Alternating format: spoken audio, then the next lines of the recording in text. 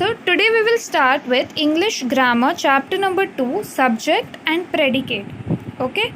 So now to know what a subject and predicate is, we have to know that every sentence has two parts. The two parts are the subject and the predicate part. Now what is the subject in the sentence? So the subject is generally the first part of the sentence and the predicate is the second part of the sentence. It follows the subject. Okay. Now the subject is mostly nouns or words that are acting like nouns. We'll talk more about this further.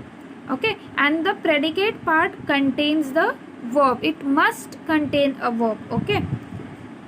And then the subject tells us who or what the sentence is about. It tells us about whom are we talking about in the sentence. And the predicate part tells us something about the subject. It gives us more information about the subject, okay, about whom we are talking about. So let's look at it in more detail. We will look at the forms and functions of subject. Okay, so now the subject is generally nouns, mostly nouns or words that are acting like nouns. So these words are called gerund. Okay. So now an example is walking is healthy. So here walking is a verb. Okay. But here the verb is acting like a noun. We are talking about walking. So it is the subject part and it is also a gerund. And then the second example is fruits contain vitamins. Okay. So here the noun is clearly fruits. And they were saying that fruits contain vitamins. Now the next thing that we have to remember about the subject is that the imperative sentences may not have subjects. Okay, now first of all, what are imperative sentences? Imperative sentences are the ones that give us command or it is a request. Okay, so the imperative sentences may not have subject. Why? Because it generally implies that the subject is you. So therefore it is not necessary to write it as a subject. Okay. So for example, don't stop. This is an imperative sentence because it is giving you a command that don't stop.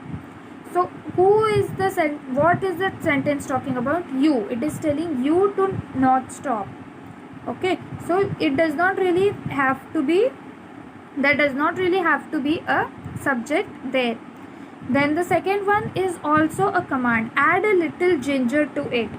So who is the person telling it is you.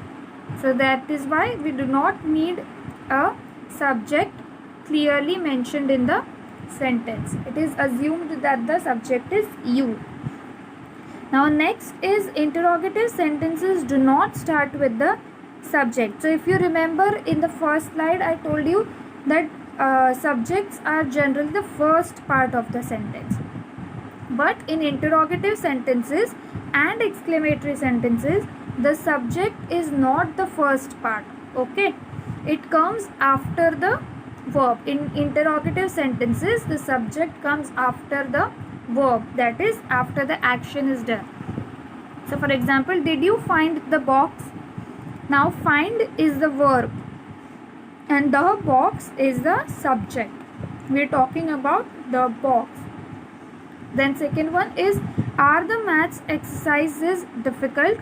Here are is the verb and the maths exercises are the subject. It comes after the verb. Now similarly, exclamatory sentences also do not have subject in the beginning of the sentence. Here the subjects come after the adjective. Adjectives are words that give you more information about the noun.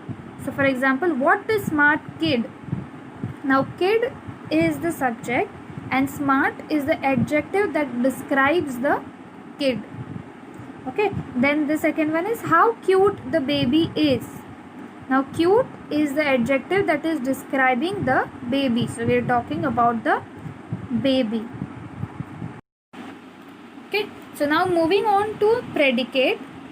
A predicate must contain a verb, it is compulsory, and then it can also contain objects, complements, or adverbs.